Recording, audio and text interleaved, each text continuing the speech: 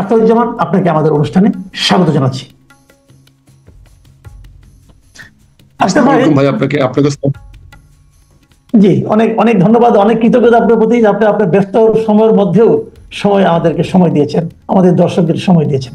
আখতার ভাই, প্রথমে আমি যে প্রশ্নটা করছি সেটা হলো, এই যে ঘটনাটা ঘটলো, এটা কি নিছকই দুর্ঘটনা, নাকি এখানে কিছু দায়িত্বহীনতা কাজ করেছে, এখানে কিছু গুরুত্বহীনতা কাজ করেছে, এখানে মানে মানুষের প্রতি যে ফিলিংসটা কাজ করে সেই জিনিসটা কিছু অভাব আপনি দেখেছেন? আপনার কাছে কি মনে হয়? দুর্ঘটনা নিয়ে আগে আলোচনা করতে চাচ্ছি। ধন্যবাদ মাসুদ কামাল ভাই, আপনাকে আমাকে আমন্ত্রণ জানিয়েছেন আপনার জনপ্রিয় এই প্ল্যাটফর্মে। আমি আপনাকে সালাম জানাই, সেই সঙ্গে আপনারাও অনেক দর্শক শ্রোতাদেরকেও জানাই আমার রক্তিম শুভেচ্ছা, সালাম, আসসালামু আলাইকুম। সবাই ভালো থাকবেন। আসলে দেখেন, আমি ঘটনাটাকে নিছক দুর্ঘটনা হিসেবে দেখি। দুর্ঘটনা হতে পারে, দুর্ঘটনা এরকম কোনো জিনিস না যে এটা পরিহার করা যায়, দুর্ঘটনা হবে। কিন্তু আমি যে বিষয়টা নিয়ে গত 3 দিন ধরে কথা বলার চেষ্টা করছি সেটা হচ্ছে, আমি 3টা অ্যাঙ্গেল তুলে ধরার চেষ্টা করেছি। প্রথম অ্যাঙ্গেলটা হলো, দুর্ঘটনা ঘটার পর আমার গুরুত্ব কে পাবে? ওই আমার ফ্লাইটটা ধ্বংস হয়ে গেছে এটা, প্লেনটা, বোমারু প্লেনটা, না আমার যে পাইলট মারা গেছে সে, না এখানে এই দুর্ঘটনায় আরো প্রায় তৎক্ষণিক সময়, তখনই বলছে 20 জন মারা গেছে, তাৎক্ষণিকভাবে রিপোর্ট পেয়েছি আমরা 20 জন মারা গেছে। তাহলে ফোকাস পয়েন্টটা কোনটা হবে? আমার ন্যাশনাল প্রায়োরিটি কি হবে? ওই পাইলট, বিমান, না আমার এই নিরপরাধ নিষ্পাপ শিশুরা? আমি যখন দেখলাম সরকার এই ব্যাপারে উদাসীন, বিমান বাহিনী উদাসীন, সবাই উদাসীন, সবাই ব্যস্ত আছে পাইলট সাহেবকে নিয়ে, পাইলট সাহেবকে ফ্যামিলি নিয়ে আসতেছে, তার জন্য ঢাকা চট্টগ্রামে রাজশাহীতে বিমান পাঠিয়ে দিয়েছে, তারা তাদেরকে নিয়ে আসতেছে। আর এই যে নিষ্পাপ শিশুগুলো হাসপাতালে মৃত্যুর সঙ্গে তারা যে কষ্টটা পাচ্ছে, যে মারা গেছে সে মারা গেছে, তত একটা জিনিস বলতে গেলে সে মারা গেছে, তা তো কষ্ট পায় নাই, কিন্তু যারা বেঁচে আছে তাদের যে কষ্টটা, এটা জাতি হিসাবে, আপনি একজন রাষ্ট্রপ্রধান হিসাবে, আপনি সরকার প্রধান হিসাবে, আপনার মধ্যে ফিলিংস নাই? আপনি কি সীমার? আপনি কি পাষণ্ড? বলেন, আপনি কি করে, যখন আপনার খবরে আসলো এবং ছবি আসলো এই শিশুগুলো মারা যাচ্ছে, কি করে আমার প্রধান উপদেষ্টা, কি করে তার উপদেষ্টারা, কি করে কনসার্ন লোকেরা অফিসে বসে থাকলো? যদি ওনার সন্তান হতো তাহলে উনি কি বসে থাকতেন অফিসে? তাহলে উনি কি মানুষ ছিলেন না? আমার প্রধান উপদেষ্টা সাহেব কি মানুষ না? উনি কি প্রধান উপদেষ্টা হয়ে কি এখন অমানুষ হয়ে গেছেন, না অতি মানুষ হয়ে গেছেন? আমার 20টা তাৎক্ষণিক বাচ্চা মারা গেছে, আপনি তো 3টা জিনিস তাৎক্ষণিক বলতে পারতেন। আপনি আশপাশে যতগুলো হাসপাতাল আছে, আপনার অ্যাডভাইজারকে বলতেন অবিলম্বে বলে দাও সমস্ত হাসপাতালে ইমার্জেন্সি গুলো খুলে দাও, 20টা 25টা করে বেড খালি করো, কারণ এগুলো তো ব্যবস্থা নিতে হবে, কারণ কোনো হাসপাতালে তো একটা বেড নাই, খালি করে রাখছে না কোনো বেড। আপনি সিএমএসে নিয়ে আসলে তো বেড খালি পাবেন না, ডাক্তার তো রেডি না। আপনি তাৎক্ষণিকভাবে প্রতিটা হাসপাতালে 10 জন 15 জন 20 জন করে ডাক্তারকে সামন করলেন না কেন? কেন তাদেরকে নির্দেশ দিলেন না এবং উত্তরের আশেপাশে সকল হাসপাতালগুলোকে 20টা বা 50টা করে বেড, ইমার্জেন্সি বেড খালি করার নির্দেশ কেন দিলেন না? এটা দিতে কয় সেকেন্ড লাগে, কয় মিনিট লাগে? আপনার যদি এত লেট হেডেড মাথা হয়, আপনার চিন্তা যদি এত ব্যাকডেটেড হয়, আপনার যদি রিয়াকশন এত দেরিতে হয়, তাহলে how can you run the country? আপনি দেশ চালাবেন কি করে? আপনারা জানেন উত্তরাতে 3-4টা মেডিকেল কলেজ আছে, উত্তরাতে কয়েকটা হাসপাতাল আছে, আমার এখানে ওই কুর্মিটোলা বিশাল বড় হাসপাতাল আছে, সিএমএইচ আছে, বিমান বাহিনীর হাসপাতাল আছে। আপনি একটি অর্ডারে কেন বলে দিলেন না প্রতিটা হাসপাতালে 50টা করে বেড খালি করেন, অক্সিজেন নিয়ে আসেন, বার্নিং এর জন্য ইনস্ট্রুমেন্ট রেডি করেন, এবং ডাক্তার 100 ডাক্তার 200 ডাক্তারকে সামন করেন, they should be available at once on the bed. রুগী আসবে, ট্রিটমেন্ট শুরু হবে, তার নাম ধাম, বাপের নাম, দাদার নাম লেখার কোনো দরকার নাই, treat them fast. That was the real reaction of any responsible person, whatever the government বলেন, যাই কিছু বলেন, he has failed to react. আমার শ্রদ্ধেয় ডক্টর ইউনূস সাহেবকে বলতে হচ্ছে, sir you have failed, miserably you have failed to react on the cry of my children. আমার শিশুর কান্না আপনার কানে পৌঁছায় না, এমন একটা বন্দিশালায় আপনি বসে আছেন যমুনার মধ্যে, যেখানে আমার শিশুর কান্না পৌঁছে না। এটা হৃদয় বিদারক, কষ্টদায়ক, বেদনাদায়ক স্যার। আমরা শুনেছিলাম বিমান বাহিনী প্রধান বিদেশে এসেছেন, আমরা বিদেশে ছিলেন বলে বলছি তাকে কুইকলি ব্যাক করে নিয়ে আসেন, এখন দেখলাম উনি দেশে ছিলেন। জেন্টলম্যান, আপনি কি যেতে পারতেন না ওখানে? আপনি হেলিকপ্টার দিতে পারতেন না? আবার আপনি বলতেছেন আপনারা ভুল বুঝবেন না, আপনার রিমার্ক ছড়াবেন না। কাকে বলতেছেন আপনি? ইউ আর এন অ্যাকিউজড, আপনি খুনির আসামি। এই খুনির আসামি আপনি বলেন যে আপনারা বিভ্রান্তি ছড়াবেন না? অটাসিটি কত আপনার? আপনি কে রে ভাই? কেঠা আপনি? হ্যাঁ, বাংলাদেশের কোথায় যদু আসেন আপনি? একেবারে বাইশে বিমান বাহিনী প্রধানে গিয়ে আপনার লাট বাহাদুর হয়ে গেছেন গা, যা ইচ্ছে জনগণের উদ্দেশ্যে কথা বলেন। জনগণ উদ্দেশ্যে কথা বলেন আপনি কে? আমি প্রশ্ন করছি, আপনি কে জনগণ উদ্দেশ্যে কথা বলার? জনগণ কিন্তু আপনার বাবার তালুকে বাস করে নাকি জনগণ উদ্দেশ্যে আপনি কথা বলবেন? আমি দুর্ঘটনার জন্য কাউকে দায়ী করছি, দুর্ঘটনা is a part of the life, এটা হতেই পারে। কিন্তু এর যে গাফিলতিটা, এর যে আপনার যে দুর্বলতাগুলা, ব্যর্থতাগুলো তুলে ধরতে হবে। ব্যর্থতা। তারপরে আপনাদের এক্সট্রা কোশ্চেন নেবেন যে আপনি একটা বিমানবন্দর থেকে, একটা মেইন রানওয়ে থেকে, আমার মেইন জায়গা থেকে আপনার প্লেনটা উড়াচ্ছেন, আশেপাশে এত জনবসতিপূর্ণ, পাশে হাই রাইজ বিল্ডিং আছে, আপনি বলতেছেন এখানে স্কুল বিল্ডিংটা অবস্ট্রাকশন। তাহলে আপনারা এতদিন ধরে কি করতেছেন? কেন বলেন না? কেন বললেন না এগুলো? এই স্কুলটা যদি অবস্ট্রাকশন হয়ে থাকে তাহলে আপনারা বিমান বাহিনী কেন বললেন? আপনি তো আমার বিমান বাহিনীর কারণে তো আমার এক্সপ্রেস ওয়ে রাস্তা বদলাই দিচ্ছেন। আমার এক্সপ্রেস ওয়ে রাস্তা যেটা ফার্ম গেটে যাওয়ার কথা ছিল সেটা বদলাই ফেলতে পারছেন। সেটা বদলাই ফেলতে পারছেন আপনি, এখানে একটা হাই স্কুলকে আপনি বদলাতে পারলেন না। এটা কি ধরনের কথাবার্তা বলেন? এই জন্য I have to react. Thirdly আমি যেটা দেখেছি সেটা হচ্ছে যে নাইদার আমার শিক্ষামন্ত্রীর স্কুলের বাচ্চারা মারা গেছে, এই বাচ্চাদের গার্জিয়ান কে? অভিভাবক কে? শিক্ষামন্ত্রী, শিক্ষা উপদেষ্টা। সে 1টা থেকে সন্ধ্যা পর্যন্ত, রাত্রে পর্যন্ত ছুটে যাওয়ার সময় পেলেন না বাচ্চাদের দেখার জন্য? সে তো আবেদন জানাবে সরকারের কাছে যে আমার বাচ্চাদেরকে বাঁচান। এটা তার হিউম্যান ক্রাই হওয়ার কথা ছিল, তার ক্রন্দন হওয়ার কথা ছিল, আমার বাচ্চাদেরকে বাঁচান। সে তো বলবে তার বাচ্চা। শিক্ষা সচিবকে রূপে দিয়ে আপনি গলা কাটছেন, ঠিক আছে, ওইটা একটা খারাপ মানুষ, তারা বাদ দিতে ভালো করছেন। What about DG education? What about the other fellows? যারা কেউ ওখানে যায় না। এই জন্য স্যার আমি রিয়েক্ট করেছি, আমি বলেছি, এবং আমি এটা নিয়ে I want to fight it out. এটা নিয়ে I want to fight it out, এটা একটু সর্ট ইট আউট। এটা নিয়ে আমি দায়ী করতে চাই। এখন ঘটনা 3 দিন হয়ে গেছে, ঘটনা ঘটে গেছে। এখন আমরা ওই বাচ্চাদেরকে ফেরত পাবো না, কিন্তু কারা ব্যর্থ হয়েছে তাদের জন্য তো আমাদেরকে একটা ব্যবস্থা নিতে হবে। এই ব্যর্থ লোকদেরকে আমি আরেকটা ব্যর্থতার জন্য দায় দিতে পারি না। 3টা মানুষকে যেতে হবে চাকরি থেকে, সরাইতে হবে। বিমান বাহিনী প্রধানকে সরাইতে হবে, আপনাকে সরাইতে হবে।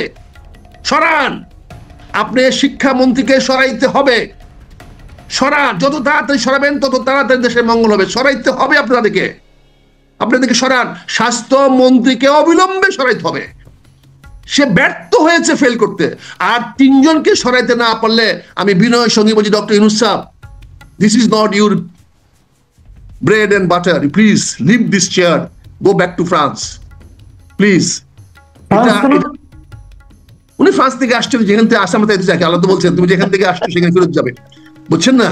এটা হলো নারীর টান। তো নারীর টানে উনি চলে যাবেন, উনি ঠিক হবে। যে এখন সরকার এর সঙ্গে সাধারণ মানুষের যে বিরোধটা আমি মনে করি মনস্তাত্ত্বিক একটা বিরোধ দেখা যাচ্ছে। সে বিরোধ হলো সরকার যা কিছু করছে সাধারণ মানুষ সেটাকে বিশ্বাস করছে না, আস্থায় নিচ্ছে না। সরকারের 2 জন উপদেষ্টা ওখানে গেল কালকে, তাদেরকে তারা ওখানে জিম্মি করে রাখলো, আটকে রাখলো, বেরোতে দিল না, এটা একটা বিষয়। আবার তারপরে দেখলাম আমরা যে ওনারা যে ফিগারটা প্রকাশ করছে আহত এবং নিহতের, এটাও সাধারণ মানুষ জন্য বিশ্বাস করছে না, আস্থায় নিচ্ছে না। এই যে সরকারের প্রতি মানুষের যে আস্থাহীনতা, এটাকে কিভাবে ওভারকাম করা যাবে, অথবা এটা কেন হচ্ছে? এটা একটা ভয়ানক ফ্যাক্টর, যে কোনো কারণে হোক। এটার পিছনে মানুষের যত কিছু থাকুক, মানুষ যে আস্থা নিচ্ছে না এটা তো প্রমাণ হয়ে গেছে। 2 জন উপদেষ্টা এবং প্রধান উপদেষ্টার তথ্য সচিবকে 9 ঘন্টা আটকে রাখা মানে কি? তারা তো 9 ঘন্টা তাদের দায়িত্ব থেকে কর্তব্য পালন করতে পারে নাই। তাদের কি অধিকার আছে? তারা বেতন নিছে না, ভাতা নিছে না? তো 9 ঘন্টা বন্দী ছিল। They were arrested by the people, right? মানে কি অ্যারেস্টেড? They were arrested.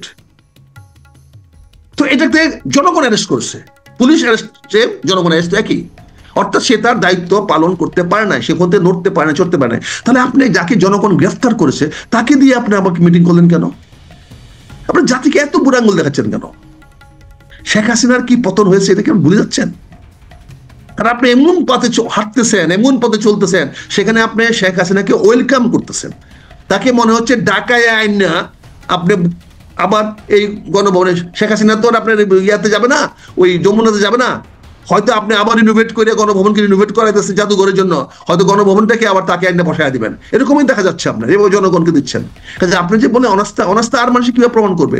সেক্রেটারিয়েটের দরজা ভেঙে পোলাপান ঢুকে যায়, এর চেয়ে লজ্জা, এর চেয়ে ব্যর্থতা আর কি আছে বলেন? কাজে আপনি যেটা বলে অনাস্থা, অনাস্থা তো হয়েছে, সরকারের প্রতি তো জনগণের অনাস্থা হয়েছে। আপনি আরেকটা বিষয় বলতে চাই আপনাকে, আপনি প্রশ্ন না করলে এখানে তুলে ধরছি, অনাস্থার কথা বলেছেন। উনি গতকালকে সন্ধ্যার সময় 4টি রাজনৈতিক দলের নেতাদেরকে ডেকে বলছেন যে আপনারা ঐক্যবদ্ধ হন, আপনারা ঐক্য নাই, তারপরে ধমকালেন ওনাকে। 4জনকে দায়িত্বে বললেন তোমরা 4 ভাই এক না, তোমরা এক হয়ে চলো, এই তো কথা বললেন। আমি আসিফ নজরুলের বক্তব্য যা পাইলাম সেটা কি পাইলাম? যা 4জন বেত্তমিজ, তোরা কথা শোনস না, হ্যাঁ, তোরা যার যার মতো মারামারি কাটাকাটি করতেছস না, আজ থেকে একসঙ্গে আসবি, একসঙ্গে খাবি, একসঙ্গে বসবি, এই কথাটাই তো বলেছেন। হয়তো শুদ্ধ ভাষায় বলেছেন, হয়তো ইংরেজি মিশায় বলছেন, এবং খুব ফুর্তিতে বলেছেন, আনন্দে বলেছেন। ওনারা কালে কি আনন্দ, এতগুলো ছেলে মারা গেছে, কি আনন্দ দেখছেন ছবিগুলা? জি, কত লজ্জাস্কর ছবি বলেন, কত লজ্জাস্কর ছবি। ডাক্তার ইউনূস স্যার, আপনি ওদিনও আসতে হবে, ক্ষমতা তো পাইছেন, খুশিতে তো ডক ডক করতেছেন, বুঝাই গেল। তার মানে আপনি কি ল্যাঙ্গুয়েজ দেখাচ্ছেন বিদেশি থেকে, যারা আপনাকে অ্যাপয়েন্টমেন্ট দিয়েছে যে আপনি সেফ আছেন, ইউ আর কন্ট্রোলিং এভরিথিং। আর 4জনকে ডাকে এনে কান ধরে বসালেন, উঠালেন, আর বলে সাবধান, তোর ঐক্যবদ্ধ হয়ে চলবি, আর মারামারি কাটাকাটি করবি, এটা তো বলে দিয়েছেন। ঐক্যের কথা বললেন, তাহলে 4জনকে ডাকলেন কেন? পরের দিন 10জনকে ডাকলেন কেন? তো ঐক্যটা কে ভাঙলো? 58টা রাজনৈতিক দল আছে, আপনি বলে দেন আওয়ামী লীগকে ডাকবেন না, জামাত জাতীয় পার্টিকে ডাকবেন না, বা বাসদকে বা জাসদকে ডাকবেন না, বলে যে এই 10টা পার্টি হলো ফ্যাসিস্ট পার্টি, এদেরকে ডাকবো না। তো বাকি দেখে তো ডাকবেন। আপনি কোথায় অধিকার পাইলেন তাদের ডিভাইড করার, তাদেরকে বিভক্ত করার, তাদের ভাগে ভাগে ডাকার অধিকার কেমনে পাইলেন? কেমনেই 4জন সামনে আগে আসলো? আপনি ভোট নিচ্ছেন, কারো কথা জিজ্ঞাসা করছেন? এই 4জনের সিরিয়ালটা কেমনে করলেন? আপনি কিভাবে সিরিয়ালটা করলেন? কোন দৃষ্টিভঙ্গিতে করলেন? এই অডাসিটি আপনি কোথায় পেলেন? কোথায় পেলেন এই ক্ষমতাটা? এটা কি মিসইউজ অফ পাওয়ার না? না, এখানে আরেকটা জিনিস, এখানে একটা জিনিস ওনারা আলোচনা করলেন। আমি কিন্তু কালকে খুব ভেবেছিলাম যে ওনারা বোধহয় এই যে বিমান দুর্ঘটনা, এই যে নিহত বাচ্চারা এবং আহতদের চিকিৎসা নিয়ে এগুলো নিয়ে আলোচনা করবেন, কিন্তু আমি দেখলাম আলোচনা করলাম পলিটিক্স নিয়ে। এই জিনিসটা কিন্তু আমার কাছে ঠিক মানে অমানবিক মনে হয়েছে। আমি জানি না আপনার কাছে এটা কিভাবে দেখবেন। কামাল ভাই, আমি তো মনে করছি আপনি তো এটা আরো ভালো বোঝা উচিত ছিল। সরি, আমি এটা আপনাকে নেগেটিভ হতে বলতেছি। না না না, ঠিক আছে। এইটা মিটিংটা উনি কেন করেছেন? উনাকে যারা অ্যাপয়েন্টমেন্ট দাতা, জি, তাদেরকে দেখাইতে হবে যে উনি সবকিছু নিয়ন্ত্রণ রেখেছেন। উনি হাসি খুশি ভাবে সবাইকে বসাইছেন, ছবি উঠাইছেন, এবং সেখানে আলী রিয়াজ প্রেজেন্স আছে। আলী রিয়াজ কেন? Ali Riaz is a representative of sub link. Ali Riaz একটা লিঙ্কের মিডল ম্যান। এখানে ওই যে কি বলে মুনির হায়দার, তাদের ব্যাকগ্রাউন্ডটা কি, তারা কাদের লোক, তাদেরকে ডাকে নিয়ে আসছেন। মুনির হায়দার খালি বারবার গ্লাস বদলাচ্ছে, গ্লাস বদলাচ্ছে। আপনি একটা চিন্তা করেন, আপনি তো মিডিয়ার ম্যান, এরকম ছবি কেউ দেখায় টিভিতে? হাসতেছেন, খাইতেছেন, সবার মুখে খাবার, এরকম ছবি কেউ ভিডিওকে আউট করে? কেউ আউট করে? কিন্তু এটাতে কি দেখাচ্ছে? কনফিডেন্স দেখাচ্ছে বিদেশি লোক দেখে, যে হি সো কনফিডেন্স, কিছু হয় না। হি ওয়াজ হাসি খুশি। সকল 4টে বড় বড় বিরোধী দলকে নাকে রশ্মিতে বাইন্দা নিয়ে এসে বসায় রাখছে, আর উনি হাসতেছেন, খুশিতে ফুর্তিতে আছেন। So this is, he has serve that purpose. But আপনি যে প্রত্যাশা করতেছেন, এই প্রত্যাশা কার কাছে করতেছেন? এই প্রত্যাশা তো জনগণের নেতার কাছে করতে পারতেন। আজকে রাজনীতিবিদ যদি হইতো ওখানে, তাহলে জবাবদি করতে হইতো।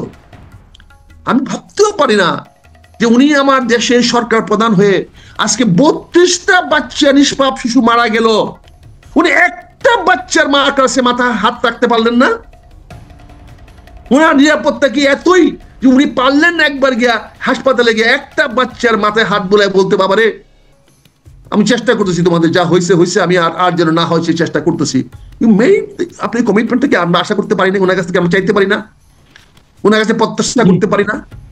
এটা যদি বলেন আমরা অপরাধ করেছি, ভুল করেছি, বলেন পিনাকি বাবুর কথা যাইতে হয়। আপনার পিনাকি বাবুর ভাষা বেশি বুঝেন, এই জন্য আমি তখন পিনাকি বাবুকে গুরুদেব মানছি। আমি তার ভাষায় কথা বলবো, আমি তার কাছ থেকে ভাষা শিখতেছি। সে যেভাবে কথা বলে আমি সেভাবে কথা বলবো। অনেক ধন্যবাদ। যদি ভালো না হয়, সে যদি কিছু ঢুকাই দিতে পারে যেখানে সেখানে, আমরা পারবো না কেন? মাসুদ কামাল পারবে না কেন? আমরা ঢুকাই দিব। ও ঢুকাই দিলে যদি কোনো অপরাধ না হয়, তা আমরা ঢুকালে অপরাধ হবে কেন? কামাল ভাই বলেন। আর সে তো আমার গুরুদেব, I am learning from him. এবং আমি তাকে দেখেছি সে পজিটিভলি কথা বলে, যদিও যাকে বলে তাকে তার চেয়ে আমরা ছেলে ফেলায়, কিন্তু কথাটা তো জনগণের পজিটিভ। হয়তো আমার বক্তব্যে কি সে খারাপভাবে রিয়েক্ট করে, করুক তো, রিয়েক্ট তো করে, এই জন্য আমি বলছি, আপনি যেটা বলছেন যে অনাস্থার কথা যে বললেন, আস্থা আছে বলে কোনো মনে হয়? বলেন। আমি আমার দলে মহাসচিব এবং স্থায়ী কমিটির সদস্য আমির খসরু মাহমুদকে অত্যন্ত ধন্যবাদ জানাই, কৃতজ্ঞতা জানাই যে অন্তত ওনাদের মুখে হাসি ছিল না, ওনারা গম্ভীর ভাবে বসছিলেন। That is the face of a politicians. আমি একটা বিষয় আপনাকে বলতে চাই, যেহেতু আপনার সুযোগ পেয়েছেন, আপনার এখানে অনেক মানুষ দেখে, সরকার লোক দেখে, বেসরকারি লোক সবাই দেখে। দেখেন আজকে প্রায় 1 বছর হয়ে গেল সরকার আসছে, আপনি না পারলেন পানিশমেন্ট দিতে, না পারলেন কারোর বিরুদ্ধে কোনো অ্যাকশন নিতে, আপনি কোনো পজিটিভ অ্যাকশন দেখতেছি না। তা আমি আজকে আপনার মাধ্যমে একটা অনুরোধ রাখবো, এই আপনি ইমিডিয়েটলি সরকারের কাছে অনুরোধ করেন, সবাই মিলে চলেন, আপনি একটা রিকনসিলিয়েশন এন্ড ট্রুথ কমিশন করেন। তওবা করার বিধান আছে, আল্লাহ আমাদের তওবা করার বিধান দিয়েছে। আমরা পাপ করার পরে তওবা করলে আল্লাহ মাফ করবেন, আল্লাহ মাপের মালিক। বিগত সরকারের আমলে সরকারি রাজনীতিবিদ হোক, প্রশাসনের কর্মকর্তা হোক, আর্মি হোক, বিডিআর হোক, পুলিশ হোক, সাংবাদিক হোক, ব্যবসায়ী হোক, ওরা অনেক অপরাধ করেছে, পাপ করেছে। তাদের পাপ মোচনের সুযোগ দেন। তারা তো দেশেরই মানুষ, তাদেরকে দেশ থেকে বের করে দিবেন, তারা কোথায় যাবে? জেল দিলে দেন, 2 বছর 5 বছর জেল দেওয়ার পর দেশে থাকবে তারা। তাদেরকে একটা রিকনসিলিয়েশনের বা একটা ট্রুথ কমিশনের সামনে তারা এসে বলুক তারা অপরাধ করেছে, তারা অন্যায় করেছে, তারা আপনাদেরকে গ্যারান্টি দেখ যে আর করবে না ভবিষ্যতে, মুসলেখা দেখ। তারা যদি অবৈধ সম্পদ অর্জন করে দিয়ে অবৈধ সম্পদ করেছিল সেগুলো রাষ্ট্রের কাছে জমা দিবে, সারেন্ডার করবে, সারেন্ডার করে দিয়ে একজন ভালো নাগরিক হিসাবে বাকি জীবনটা চালাবে, দেশের সেবা করবে, জনগণের সেবা করবে। এরকম একটা সুযোগ করে দিতে বলেন। এই ব্যাপারটা নিয়ে ফাইট করেন। আর কত কামড়ে কামড়ে মারামারি একজনের বিরুদ্ধে একজন করবো? আপনি এই বিষয়টা নিয়ে একটু করেন। Let's have a truth commission, let's have a reconciliation করার সুযোগ দেন, আমার তওবার সুযোগ দেন। তওবার সুযোগ আল্লাহ দিয়েছে। আল্লাহ যখন আমাকে তওবা করার সুযোগ দিয়েছে, আপনাকে দিয়েছে, সবাইকে দিয়েছে, আমরা কেন, সরকার কেন এদেশের মানুষকে, সে অপরাধী হোক, তাকে ফাঁসি দিলে দেন, দিতে পারলেন না, 11 মাস চলে গেল, 12 মাস চলে গেল, তখন একটা রিকনসিলিয়েশন সুযোগ দেন, জাতিকে আর বিভক্ত করেন না, সবাইকে ইউনাইটেড করেন, সবাইকে এই দেশের মানুষের কল্যাণে কাজ করার সুযোগ দেন। কাউকে দেশে তাড়ায় দিলে, যারা তাড়ায় দিচ্ছেন তারা কিন্তু দেশের বাইরে বসে নাই, তারা কিন্তু আবার ঘরে ফিরে আসার জন্য সকল পর্যায়ের কাজ করছে। আপনার চোখে ষড়যন্ত্র, তাদের পক্ষে কিন্তু দেশপ্রেম, তাদের কিন্তু দলের প্রতি আনুগত্য, তারাও কিন্তু যেটাকে মনে করছে জনগণের কল্যাণে তারা কাজ করতেছে, তারাও বিদেশ থেকে দেশে ফিরে আসার জন্য আপ্রাণ চেষ্টা করছে। এই প্রচেষ্টায় তারা যদি সফল হয়, তা আপনাকে তো কালকে ট্রুথ কমিশনের সামনে যেতে হবে, আপনাকে তো এই রিকনসিলিয়েশন যেতে হবে। তা আপনার মাধ্যমে আমি আজকে সুযোগ পেয়েছি, কমল ভাই, আপনার অগণিত লোকজন দেখে আপনার অনুষ্ঠান, সবাই শুনে, এই জন্য আমি এই প্রস্তাবটা আপনার কাছে রাখলাম।